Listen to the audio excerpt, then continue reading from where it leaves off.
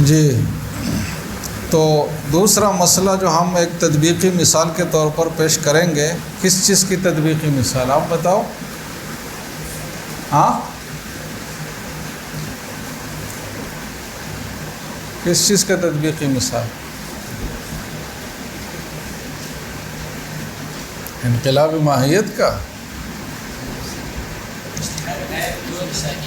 اجتہاد،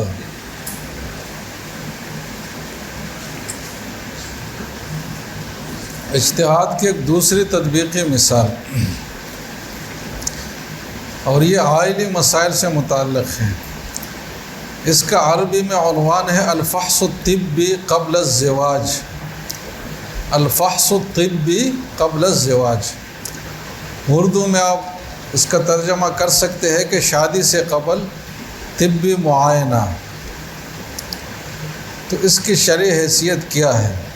کیونکہ بہت سارے ملکوں میں یہ قانون ہے باقاعدہ، سعودی عرب وغیرہ میں، کہ جب لڑکا لڑکی کا رشتہ طے ہونے جا رہا ہو تو سب سے پہلے وہ دونوں کا طبی معائنہ کراتے ہیں کہ ان کی شادی طبی لحاظ سے درست ہوگی اور اولاد پہ کوئی منفی اثر تو نہیں پڑے گا، ان میں ایک دوسرے سے متعدی بیماریاں تو نہیں جائیں گی، وغیرہ وغیرہ۔ تو اگر اس طبی رپورٹ سے یہ بات ثابت ہو کہ ان کی شادی میں کوئی مسئلہ نہ ان کو ہوگا نہ ان کی اولاد کو ہوگا تو اس کی پھر اجازت دی جاتی ہے، ورنہ اس کو منع کیا جاتا ہے۔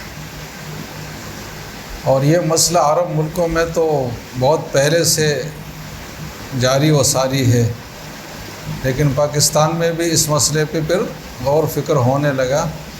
تو یہ آج سے کچھ 13 سال پہلے میں نے یہ مقالہ لکھا تھا 1435 میں۔ تو اس موضوع پر ایک سیمینار تھا اسلامی یونیورسٹی کے تحت اسلام آباد میں، ایک انٹرنیشنل سیمینار تھا۔ اس میں صرف یہ موضوع نہیں تھا، اور بھی موضوعات تھے عائلی مسائل کے۔ تو میں نے یہ موضوع لیا تھا، اس پہ یہ تحریر میں نے تیار کی تھی، وہاں پھر زبانی طور پر اس کا بالکل خلاصہ کر کے پیش کیا تھا۔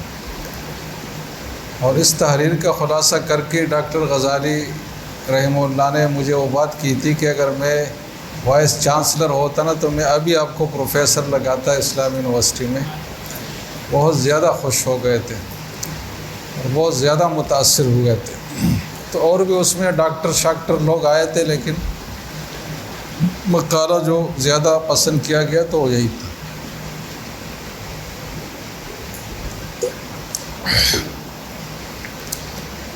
تو اس مسئلے اب تک آپ کو گپ شپ سی لگ رہی ہے نا، لیکن یہ ایک سیریس مسئلہ ہے، جیسے کہ ابھی آپ کے سامنے تفصیلات واضح ہوگی۔ اس کو بھی ہم اسی طریقے سے کرتے ہیں کہ پڑھ لیتے ہیں، کیونکہ پڑھنے میں بالکل منقح باتیں آئی ہے، پھر جہاں ضرورت ہو تشریح کی تو کر لیں گے۔ یہاں بھی پہلا عنوان ہے تمہید، اور یہ طرز تحریر سیکھ لے آپ کہ جب کسی مسئلے پر تحقیق آپ نے کرنی ہے نا تو یہ عنوانات جو میں لگا رہا ہوں اس کو بھی نوٹ کرے کہ کس جگہ عنوان لگتا ہے، بالکل ایک طبعی رفتار سے قاری کو آپ پہنچائے کہ یہاں ایک بحث ہونی چاہیے تو وہاں پھر عنوان لگائے، اور اتنا مربوط ہو کہ آدمی خود بخود وہاں تک پہنچے۔ اب تحریر میں سب سے مشکل کام یہ ترتیب ہوتی ہے، کیونکہ یہ تو ابھی آپ کے سامنے موجود ہے نا، جب یہ موجود ہو اور آپ لکھنے بیٹھ جائے اور اتنی مکس باتیں آپ کے ذہن میں ہوں تو اس کو کس ترتیب سے لانی ہے، کون سا پیراگراف پہلے، کون سا بعد میں، کون سا حوالہ کہاں ڈالنا ہے، پھر عنوان کیا قائم کرنا ہے، عنوان بھی ایسا ہو جو مختصر بھی ہو، اس میں صحیح ترجمانی بھی ہو، تو صحیح تحریر لکھنا بہت مشکل کام ہے۔ تمہید، یہ امر کسی بھی شک و شبہ سے بالاتر ہے کہ اسلامی احکام کے پیچھے انسانوں کے مصالح کی رعایت اور انہیں ممکنہ مفاسد و خطرات سے بچانے کا فلسفہ کار فرما ہے۔ بلکہ اگر یہ کہا جائے کہ اسلامی قوانین و احکام میں انسانی مصالح کو ایک قانونی اساس کا درجہ حاصل ہے جس کے تحت اسلام کے جملہ قوانین تشکیل پاتے ہیں، تو یہ بات امر واقعہ کے عین مطابق ہوگی۔ چنانچہ علامہ ابن قیم رحمہ اللہ تعالی مزاج شریعت کی وضاحت کرتے ہوئے فرماتے ہیں، ان الشریعۃ الاسلامیۃ انما وضعت لمصالح العباد فی المعاش والمعاد، وہی عدل کلھا و رحمت کلھا و مصالح کلھا فکل مسألۃ خرجت عن العدل إلى الجور وعن الرحمة إلى ضدها وعن المصلحة إلى المفسدة وعن الحکمت إلى العبث فهي ليست من الشریعة وإن أدخلت فيها بالتأویل۔ اس کا اعلام الموقعین جلد نمبر 3 صفحہ نمبر 14۔ ترجمہ اس کا ہے کہ اسلامی شریعت کے احکام انسانوں کی دنیاوی و اخروی فلاح و بہبود کے حصول کے خاطر دیے گئے ہیں۔ اسلامی شریعت سر تاپا عدل و انصاف، رحمت و شفقت اور مبنی بر مصلحت ہے۔ لہٰذا اگر کوئی مسئلہ اسلام کی طرف منسوب ہو لیکن اس میں انصاف کی بجائے ظلم کا عنصر موجود ہو، یا شفقت کی جگہ سختی کا پہلو نمایاں ہو، یا مصلحت کی جگہ فساد کا باعث بن رہا ہو، یا حکمت و دانائی کے بجائے کم فہمی اور بے شعوری کی کیفیت کا نمونہ ہو، تو ایسا مسئلہ شریعت کا حصہ نہیں قرار پا سکتا، اگرچہ دور دراز تعویلات کے ذریعے اس کو شریعت کے اندر شامل کرنے کی کوشش کی گئی ہو۔ تو یہ ایسا تبصرہ ہے نا جو بہت آدمی جو علم کی جڑوں میں گھس کرنا پھر نکلے تو وہ اس طرح کی بات کر سکتا۔ علامہ ابن قیم رحمہ اللہ کا یہ فرمان قرآن و حدیث کے نصوص اور شریعت کے عمومی مزاج و مذاق کی ترجمانی کرتا ہے۔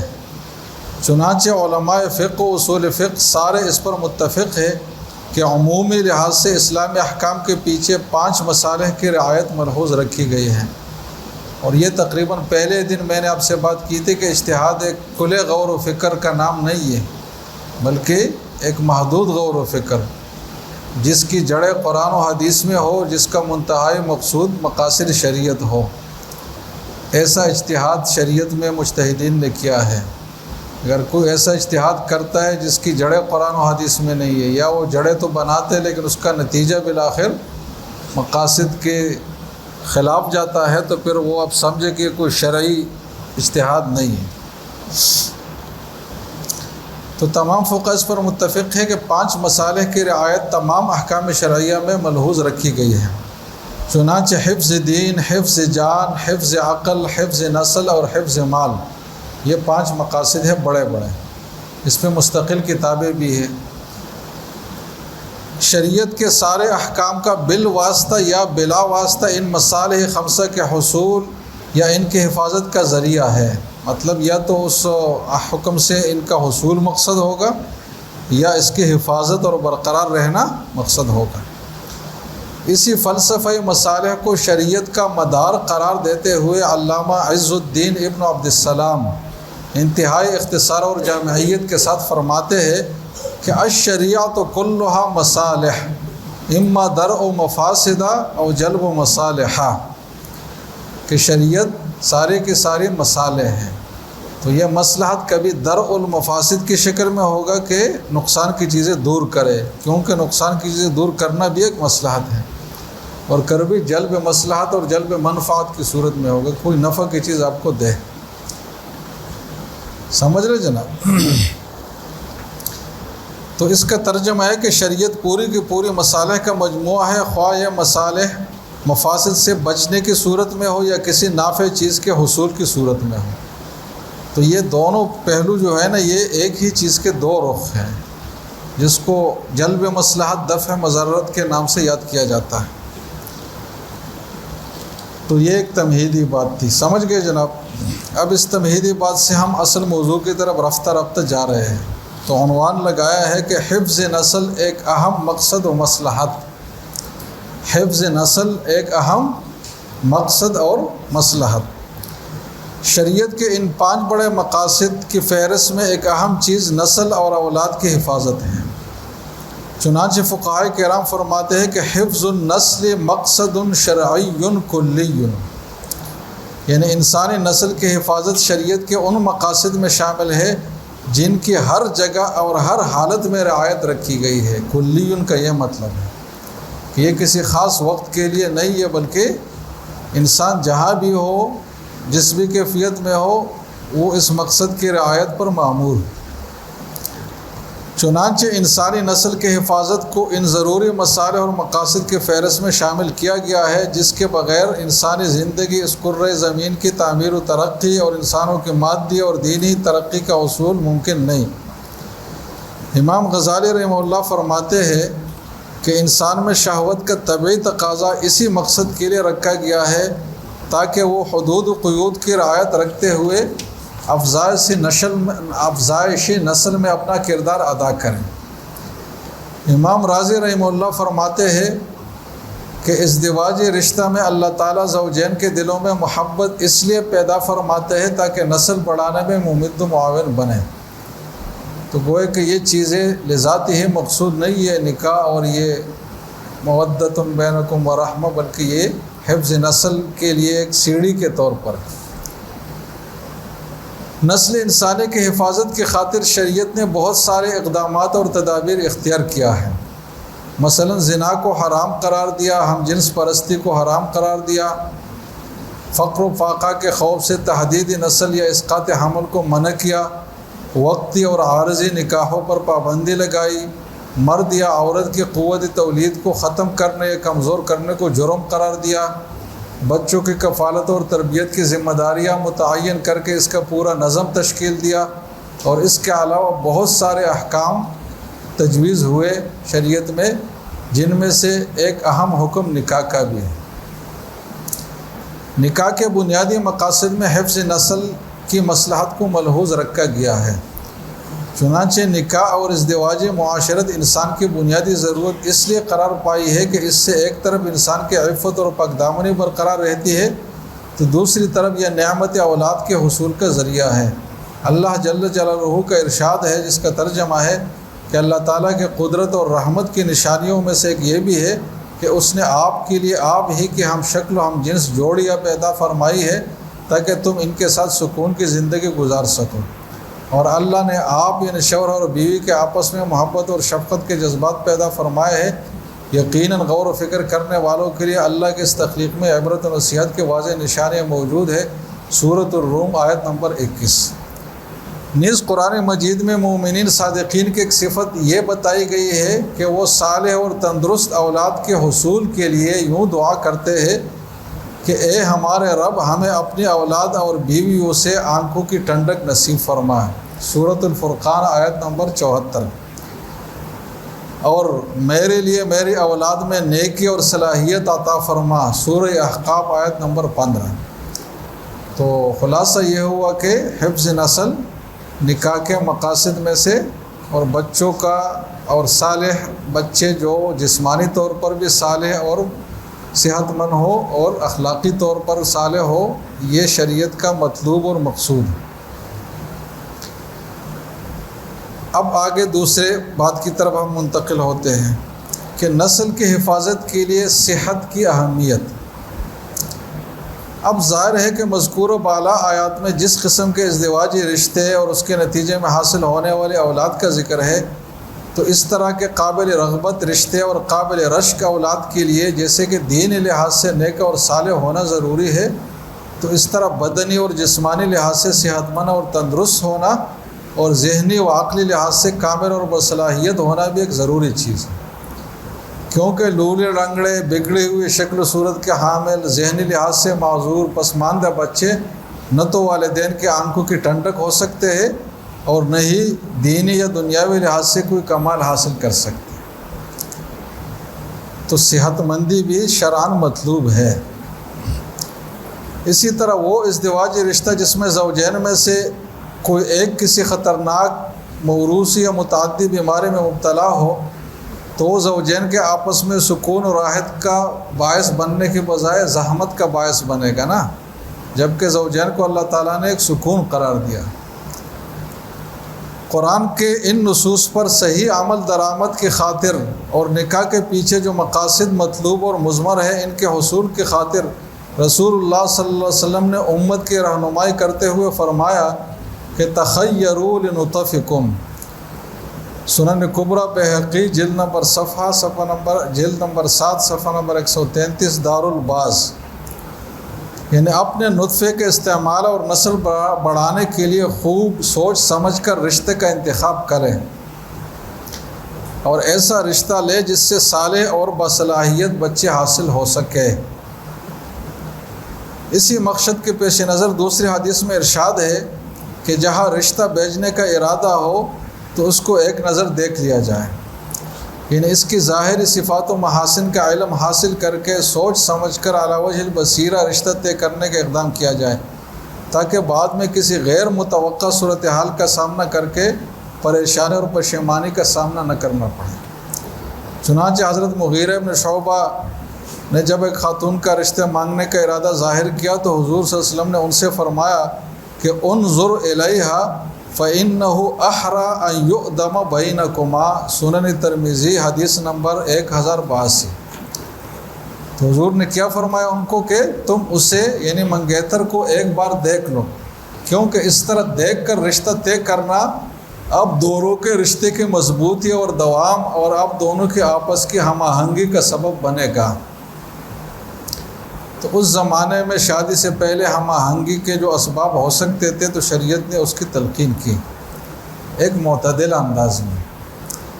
اس حدیث سے یہ اصول واضح طور پر معلوم ہوتا ہے کہ رشتہ طے کرنے سے پہلے متوقع شوہر بیوی کا ایک دوسرے کے بارے میں وہ ضروری معلومات حاصل کرنا جو اس رشتے کے مقاصد کے حصول میں ممد و معاون اور اس رشتے کی مضبوطی کا سبب ہو، نہ صرف یہ کہ مزاج شریعت سے متصادم نہیں بلکہ شریعت کا صریح حکم اور واضح منشا ہے۔ البتہ شریعت کے ان نصوص میں غور کرتے ہوئے ایک سوال پیدا ہوتا ہے کہ رشتہ طے کرتے وقت نظر اور جانچ پڑتال صرف ظاہری صفات کے حد تک ہی مطلوب ہے یا اس زمرے میں باطنی امراض و صفات کا علم حاصل کرنا بھی شامل ہے؟ اس سوال کا جواب اس تحریر کا بنیادی موضوع ہے۔ تو دیکھو کس طرح ایک عمومی اصول سے لے کر اپنے موضوع پر آئی بات۔ اس سوال کا جواب اس تحریر کا بنیادی موضوع ہے، لیکن اس کی تفصیل میں جانے سے قبل درج ذیل 3 اصولی باتوں کی وضاحت ضروری ہے۔ نمبر 1، اب اس تفصیل میں ہم جائیں گے تو ہمارے سامنے 3 اصولی باتیں طے ہونا پہلے سے ضروری ہے۔ پہلی بات یہ ہے کہ کیا شریعت اس بات کو تسلیم کرتی ہے کہ کوئی بیماری موروثی طریقے سے یا اور طریقے سے ایک فرد سے دوسرے کی طرف متعدی ہو سکتی ہے؟ یعنی تعدیہ امراض شریعت مانتی ہے یا نہیں مانتی؟ تو ایک سوال یہ ہے۔ دوسرا سوال یہ ہے کہ اگر یہ تسلیم کر لیا جائے کہ یہ بیماری متعدی ہو سکتی ہے تو اس طرح متعدی بیماریوں سے بچاؤ کی تدابیر اختیار کرنے کی شرعاً کیا حیثیت ہے؟ یعنی یہ ضروری ہے یا غیر ضروری ہے؟ اگر ضروری ہے تو کس حد تک ضروری ہے؟ تو دوسرا سوال ہے۔ تیسرا سوال ہے کہ موروثی اور متعدی بیماریوں سے بچاؤ کی تدابیر اختیار کرنے کو قانوناً لازم قرار دیا جا سکتا ہے یا نہیں؟ ایک تو یہ ہے نا کہ آپ ترغیب چلائیں، لوگوں کو رہنمائی دے اور آگاہی دے کہ اس طرح کریں، دوسرے کہ قانوناً آپ اس کو لازم قرار دیں۔ تو ان متعدی بیماریوں کو اگر ہم تسلیم کر لیں تو پھر اس سے بچاؤ کی تدابیر کو ہم قانوناً لازم کر سکتے ہیں یا نہیں؟ تو یہ ایک تیسرا موضوع ہے، اور یہ اس لیے سوال پیدا ہوتا ہے کہ قانوناً کسی چیز کو لازم کرنے کے لیے ضروری نہیں ہے کہ شرعی لحاظ سے بھی وہ لازم یا مستحب ہو، بلکہ خالص مباح چیزوں کو بھی مصلحت کا تقاضا سمجھتے ہوئے قانوناً لازم کیا جا سکتا ہے۔ تو قانونی لزوم شرعی لزوم کے لیے ضروری نہیں ہے۔ ذیل میں ان 3 اصولی باتوں کی مختصر اور جامع وضاحت ترتیب وار پیش خدمت ہے۔ امر اول، پہلی بات کیا تھی جناب؟ جی، بیماری متعدی ہونے کا نظریہ شرعی تناظر میں، یہ عنوان لگایا ہے۔ امراض کے متعدی ہونے سے متعلق روایات اور احادیث سے مختلف باتیں معلوم ہوتی ہیں۔ بعض سے اس نظریے کی نفی معلوم ہوتی ہے، چنانچہ حضرت ابو ہریرہ رضی اللہ تعالیٰ عنہ کی مشہور روایت ہے لا عدوى ولا طیرہ، یہ صحیح بخاری کی حدیث سے، حدیث نمبر 5438، یعنی بیماریاں ایک دوسرے کی طرف متعدی ہونا، اسی طرح کسی چیز کو منحوس سمجھ کر برا شگون لینا، یہ سب بے حقیقت باتیں ہیں۔ جبکہ اس کے برعکس بعض روایات میں بعض امراض کے متعدی ہونے کو ایک درست حقیقت کے طور پر تسلیم کیا گیا ہے۔ مثلا حضرت ابو ہریرہ ہی سے ایک دوسری روایت ہے کہ فر من المجذوم کما تفر من الاسد، اور یہ بھی صحیح بخاری کی روایت ہے 5380 نمبر، کہ جذام کے مرض میں مبتلا شخص سے اپنی حفاظت کی خاطر اسی طرح دوری اختیار کرو جیسے کہ شیر سے حفاظت کی خاطر دور رہا جاتا ہے۔ اسی طرح ایک اور روایت میں ہے کہ کلم المجذوم و بینک و بینہ قدر رمح او رمحین، کنز العمال کی روایت ہے حدیث نمبر 28329، یعنی جذامی شخص سے 1-2 نیزے یعنی 1-2 میٹر تقریباً کے بقدر فاصلے سے بات چیت کر لیا کرے، کیونکہ اس سے زیادہ اس کے قریب جانا یہ خطرناک ہے۔ تو یہ تو بطور مثال چند حدیثیں، اور بھی بہت سارے حدیثیں ہیں۔ اسی طرح کے متعدد احادیث میں جذامی شخص سے قریبی میل جول رکھنے سے منع کیا گیا ہے، کیونکہ اس کی بیماری ایک تندرست آدمی کی طرف منتقل ہونے کا خدشہ ان روایات میں تسلیم کیا گیا ہے، اور یہ خدشہ کوئی کمزور خدشہ نہیں ہے بلکہ قوی خدشہ ہے۔ شریعت کی نظر میں بھی یہ ایک وہم کی چیز نہیں ہے بلکہ قوی خدشہ ہے۔ اس وجہ سے تو جذامی شخص کے ساتھ اختلاط رکھنے کے ضرر کی تشبیہ شیر جیسے درندے کے ضرر کے ساتھ دی گئی ہے۔ اسی طرح صحیح مسلم میں حضرت ابو ہریرہ رضی اللہ عنہ کی ایک اور روایت ہے جس میں حضور نے فرمایا ہے کہ لا یورد ممرض علی مصح، یعنی مریض اونٹوں کا رکھوالا اپنے بیمار اونٹوں کو کسی تندرست اونٹوں والے کے پاس نہ لے جائے۔ تو یہ ممانعت بھی اس لیے کی گئی ہے کہ اس طرح کرنے سے بیماری متعدی ہوگی اور دوسرے شخص کے تندرست اونٹ جو ہے وہ بیماری میں مبتلا ہو جائیں گے، جس سے اس کا ضرر ہوگا۔ اس طریقے سے ایک روایت میں ہے کہ قبیلہ ثقیف کے وفد میں ایک جذامی شخص تھا جو بیعت کرنے کی غرض سے آیا تھا۔ رسول اللہ نے ان سے فرمایا کہ ہم نے آپ کی بیعت زبانی طور پر قبول کر لی، لہذا تم ہاتھ ملائے بغیر اپنی جگہ سے ہی واپس لوٹ جاؤ، ان بایعناک فرجع، صحیح مسلم حدیث نمبر 1752۔ تو یہ روایات تو بظاہر متعارض ہیں، لیکن ان بظاہر متعارض احادیث کو پیش نظر رکھتے ہوئے جمہور فقہاء اور محدثین کی رائے یہ ہے کہ یہ احادیث در حقیقت متعارض نہیں بلکہ الگ الگ مطالب سے متعلق ہیں۔ چنانچہ جن احادیث میں امراض کے متعدی نہ ہونے کا تذکرہ ہے تو ان کا مطلب یہ ہے کہ اہل جاہلیت کا جو عقیدہ تھا کہ کچھ امراض بہر حال اور ضرور بھی ضرور دوسرے کی طرف متعدی ہوتے ہیں، یعنی متعدی ہونا ان امراض کی ذاتی صفت ہے جو ان سے کبھی بھی الگ نہیں ہو سکتی، تو یہ عقیدہ غلط ہے، کیونکہ چیزوں کے طبعی خواص کو تسلیم کرنے کے باوجود کوئی بھی چیز اللہ تعالیٰ کی مشیت اور ارادے کے قانون سے مستثنیٰ نہیں، کیونکہ طبعی خواص بھی اللہ تعالیٰ کی مشیت اور ارادہ کے تابع ہے۔ اللہ کی مرضی کے بغیر کوئی بھی بیماری اپنی طبعی خواص کی بنیاد پر کسی دوسرے کی طرف منتقل نہیں ہو سکتی۔ اب یہ پانی جو میں پی رہا ہوں تو اس میں ابھی جو کیفیت ہے نا، یہ ابھی اللہ تعالیٰ اس میں ڈال دیتا ہے، ایسا نہیں ہے کہ اس میں ایک کیفیت آ گئی بس اللہ تعالیٰ کو پتہ بھی نہیں ہے نعوذ باللہ، اور وہ چیز اپنی کیفیت کے تحت چل رہی ہے اپنے طبعی خواص کے ساتھ۔ جو چیز جس حالت میں ہے اسی حالت راہنہ میں اللہ کی نگرانی اور قدرت میں ہے اور اللہ کے ڈائریکٹ اختیار میں ہے۔ یہ دیوار جو کڑی ہے نا، تو یہ ایسا نہیں ہے کہ کچھ اللہ نے اصول بنایا جس کے تحت سیمنٹ اور بلاک جب ایک بار جڑ جائے تو وہ کڑے رہیں گے، اللہ چاہے یا نہ چاہے یا اپنے ترتیب پر، ایسا نہیں ہے۔ یہ اس لمحے موجود میں جو یہ دیوار کڑی ہے اس کا ایک ایک جز جو اپنی جگہ ہے یہ اللہ کے علم و قدرت سے ہے۔ اگر اللہ اس سے وہ اپنی قدرت ہٹا لے ارادہ تو یہ فوراً ختم ہو جائے۔ میں اور آپ جو یہاں بیٹھے ہوئے ہیں تو ایسا نہیں ہے کہ ہم ماں کے پیٹ سے جب پیدا ہوئے تو ایک مستقل وجود ہے، اللہ سے مستغنی ہے، نعوذ باللہ، اور ہم خود ہی ایسے ہے، میں جو ہاتھ ہلا رہا ہوں تو یہ خود ہی میں، یہ ہاتھ کے جو اجزاء ہے یہ برقرار ہے اور اس کے پیچھے کوئی ایک دائمی چیز ہے جس کی وجہ سے برقرار، ایسا کچھ بھی نہیں ہے۔ اس کا ایک ایک جز ڈائریکٹ اللہ کے علم و قدرت اور ارادے اور حکم سے برقرار ہے۔ اگر وہ اپنا حکم ہٹائے گا تو یہ چیزیں لمحہ بر سے بھی کم وقت میں ختم ہو جائے گی۔ پہلے تو سائنسدان کہتے تھے نا کہ اصول فطرت ہے اور رول آف لا، اور اب نئی تحقیق سائنس کی یہ ہے کہ کوئی اصول نہیں ہے۔ کوئی بھی مادہ جب موجود ہے تو عین اس لمحے اس میں ایسے عناصر ہے کہ اگر وہ تھوڑے سے بھی ادھر ہو گئے نا تو مادہ فوراً سے بھی پہلے ختم ہو جائے گا، اور ہر مادہ مسلسل کسی کے نگرانی سے وہ برقرار ہے۔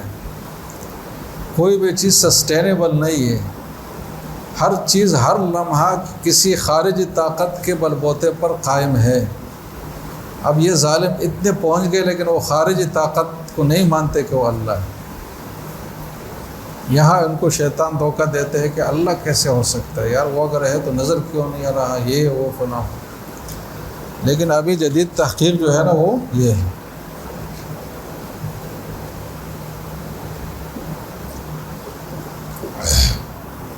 تو اللہ کو اس استحضار کے ساتھ ذہن میں رکھنا چاہیے، سمجھ رہے جناب؟ تو جن روایات میں نفی ہے نا وہ یہ ہے کہ ایسا نہیں ہے کہ ایک چیز بس بند ہی گئی اور پھر وہ چلتی جا رہے گی، اللہ چاہے یا نہ چاہے۔ دوسری طرف جن احادیث میں امراض کے متعدی ہونے کا ذکر ہے تو ان میں محض ایک ظاہری سبب کے درجے میں مرض کے متعدی ہونے کو تسلیم کیا گیا ہے، جیسے کہ عام دنیاوی اسباب پر اللہ تعالیٰ کے ارادے کے بعد ان کے نتائج مرتب ہو سکتے ہیں، تو اسی طرح کسی متعدی مرض میں مبتلا شخص سے میل جول رکھنے میں بے احتیاطی کرنے سے بھی اللہ تعالیٰ کے ارادے سے ہی بیماری منتقل ہو سکتی ہے، لیکن سبب وہ ہوگا، اور سبب بھی کوئی معمولی چیز نہیں ہے، شریعت نے اس کو اہمیت دی ہے، اس لیے اسباب کے اختیار کرنے کا حکم ہے لازمی درجے میں، اور اگر کوئی نہیں کرتا تو وہ گناہگار ہے۔ اور جیسے کہ دوسرے اسباب کے نتائج پر علت و معلول کے اصول کے تحت یقین کیا جا سکتا ہے، تو اس طرح جن امراض میں متعدی ہونے کا عنصر موجود ہو ان کے متعدی ہونے پر بھی عام ظاہری اسباب کی طرح یقین کیا جا سکتا ہے۔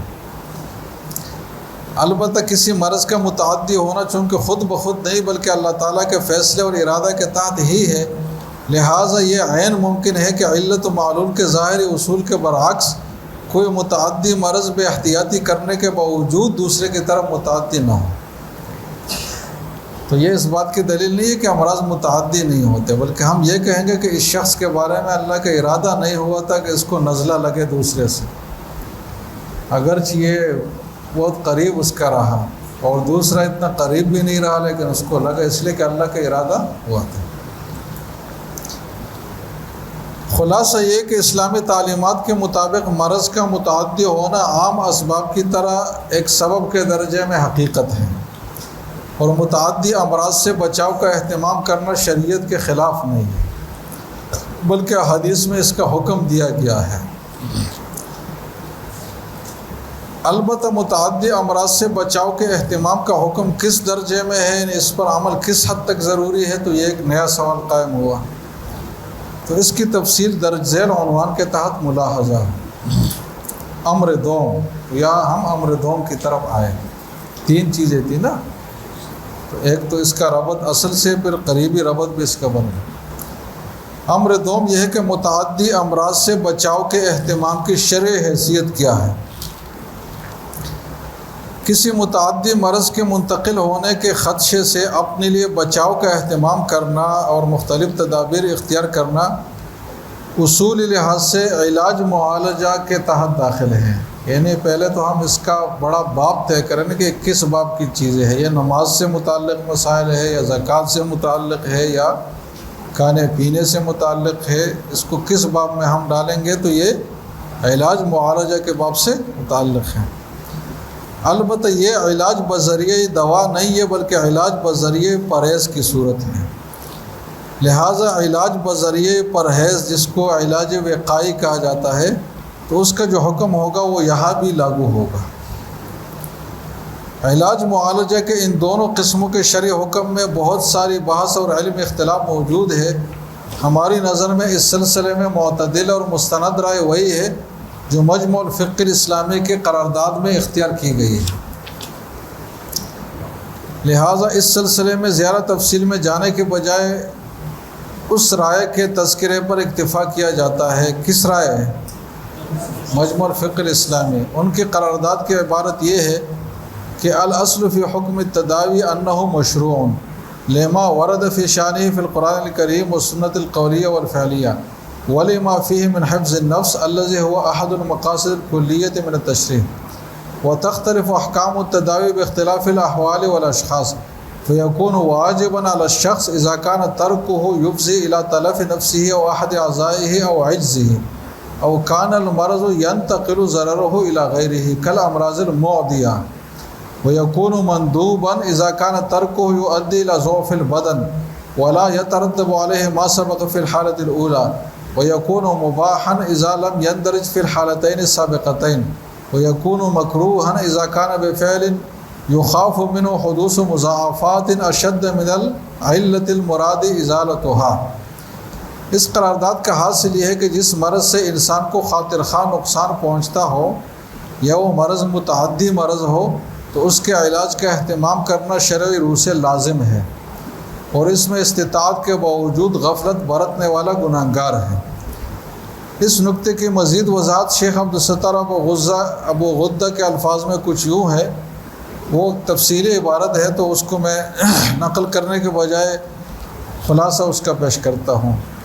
اس تفصیلی کلام کا خلاصہ یہ ہے کہ جو علاج پرہیز سے تعلق رکھتا ہو اور پرہیز بھی ایسی بیماری سے جس کا متعدی ہونا غالب ہو، یعنی ڈاکٹروں نے اس کو متعدی امراض میں شمار کیا ہو، تو اس طرح کا علاج شرعی لحاظ سے واجب کے درجے میں ہوگا۔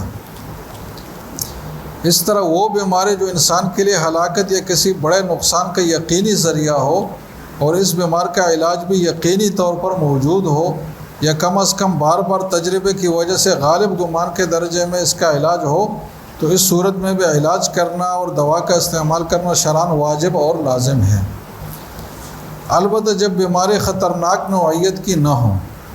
مثلا کسی کے جلد پر برس کی بیماری ہے جس سے اس کو کوئی مسئلہ نہیں ہے لیکن بیماری ہے،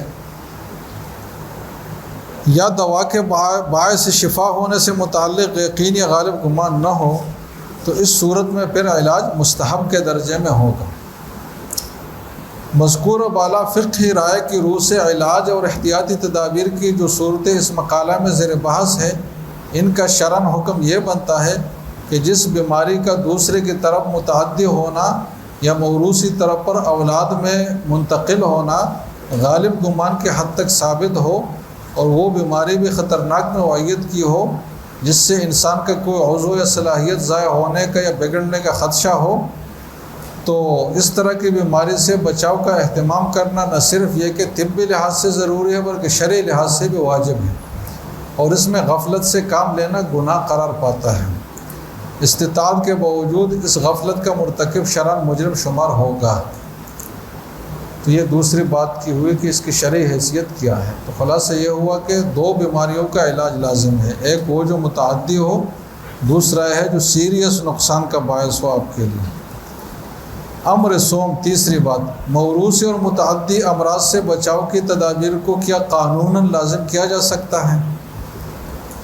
یہاں تک زیر بحث مسئلے میں جو تنقیح ہوئی ہے تو اس کے بعد یہ اہم سوال باقی رہتا ہے کہ اس شرعی لحاظ سے جو ضروری قرار پانے والی چیز ہے، یعنی متعدی امراض سے بچاؤ کا اہتمام اور تدابیر اختیار کرنا، تو اس چیز کو قانونی لحاظ سے بھی لازم کیا جا سکتا ہے یا نہیں؟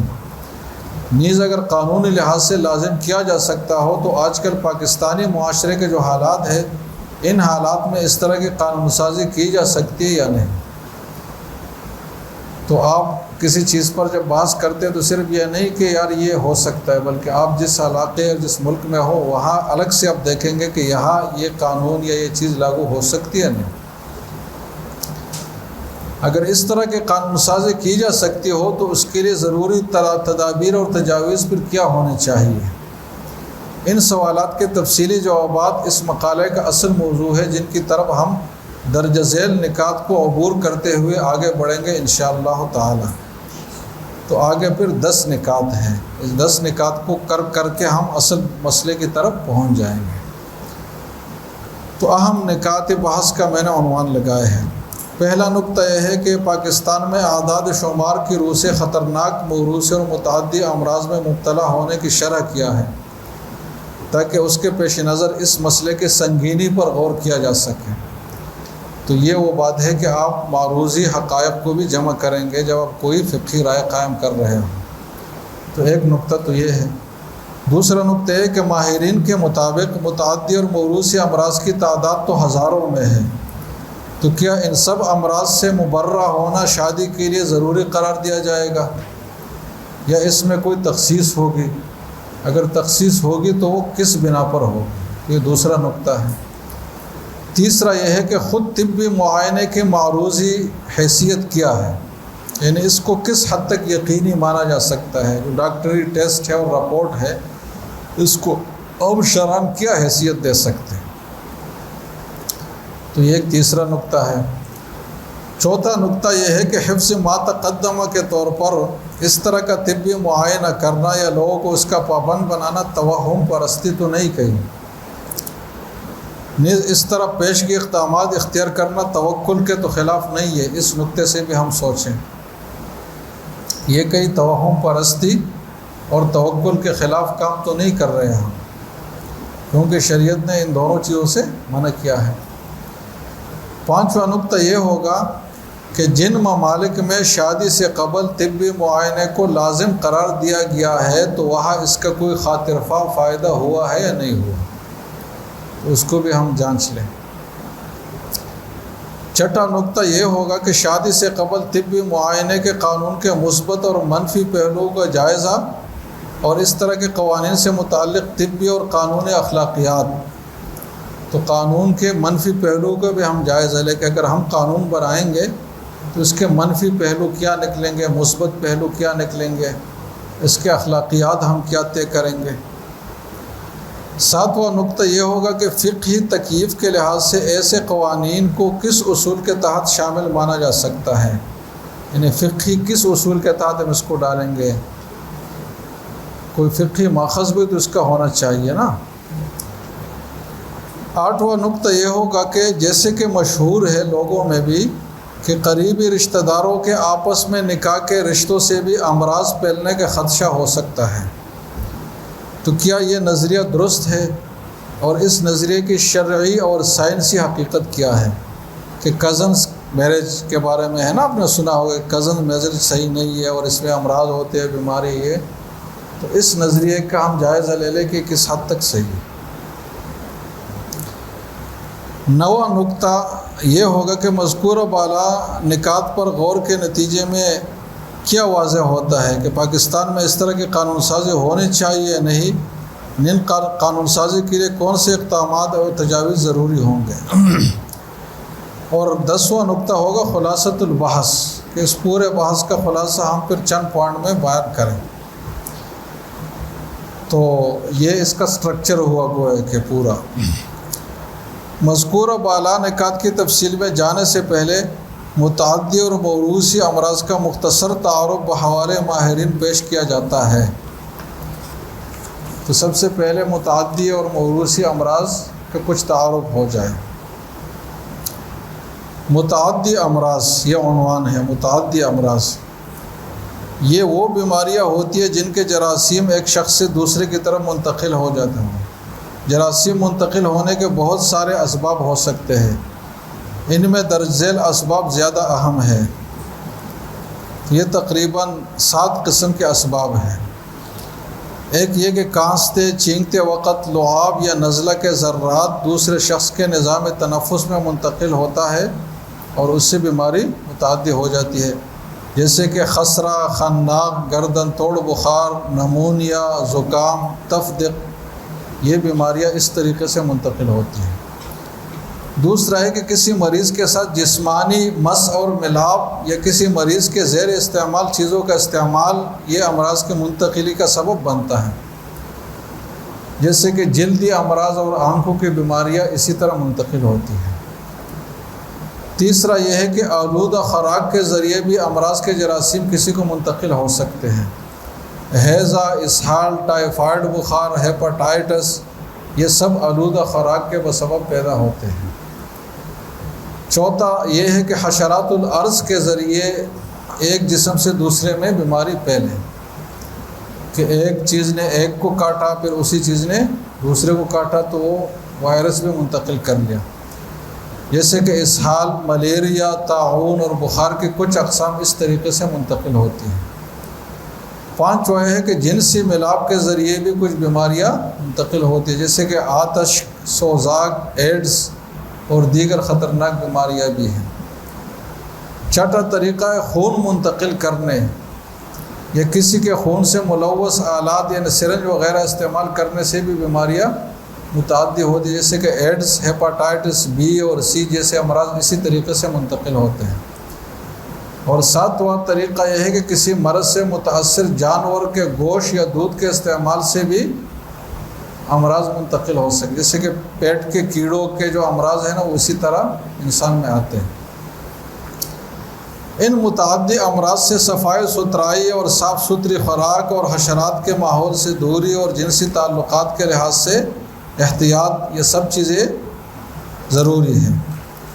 اب یہ جو 7 اسباب ہم نے ذکر کیا نا متعدی ہونے کے، تو ان میں سے نمبر 1، نمبر 2، نمبر 5 اس سے متعلق شرعی احکام کی تفصیل اس تحریر کا موضوع ہے۔ تو نمبر 1 تھا کانستے چینگتے وقت، نمبر 2 تھا کسی مریض کے ساتھ جسمانی مس و ملاپ کے ذریعے سے، اور نمبر 5 تھا جناب جنسی ملاپ کے ذریعے سے۔ تو یہ ہمارے اس تحریر کا موضوع ہے۔ تو یہ متعدی امراض ہوئی۔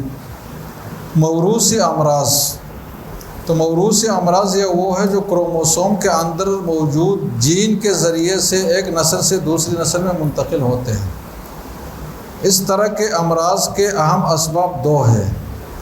ایک سبب تو جین میں پیش آنے والی خرابی، کہ جین کے اندر خرابی ہو، لیکن جین کی یہ خرابی کبھی کروموسوم کی تعداد میں کبھی بیشی کے ذریعے ہوتی ہے، کبھی اتفاقی طور پر کسی جین کے ضائع ہونے سے ہوتی ہے، کبھی جینیات کے کسی مجموعے کے اندرونی ترتیب میں خلل آنے کی وجہ سے ہوتی ہے۔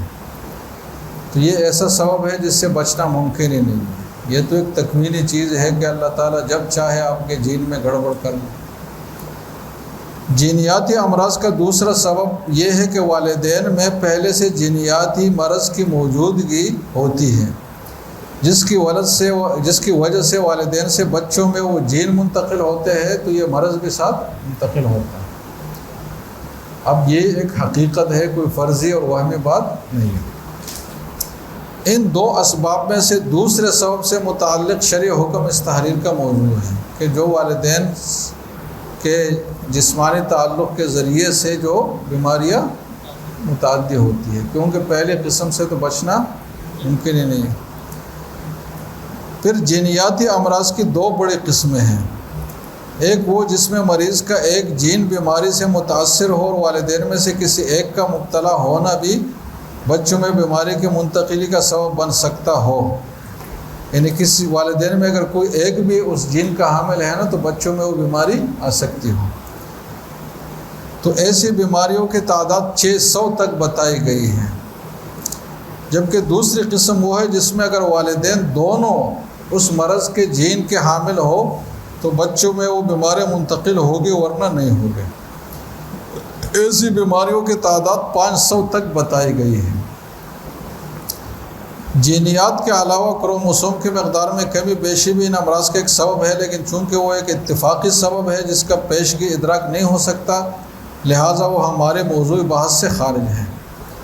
تیلیسیمیا، دل میں پیدائشی سوراخ اور شکل و صورت میں غیر معمولی بگاڑ، خون میں مختلف قسم کی خرابیاں جیسی چیزیں جینیات کے ذریعے سے بچوں میں والدین سے منتقل ہوتی ہیں۔ بحوالے ویکیپیڈیا، دوسرا ہے ازیا.com، تیسرا ہے الطبی.com۔ متعدی و موروثی امراض کے اس مختصر تعارف کے بعد مذکور و بالا نکات پر ترتیب اور اختصار اور جامعیت کے ساتھ کچھ معروضات پیش کی جاتی ہے۔ اس کے بعد بحث کے آخر میں اختصار کے ساتھ پوری بحث کا خلاصہ پیش کیا جائے گا انشاءاللہ تعالی۔ تو یہ ہم اگلی کلاس میں کریں گے۔ بس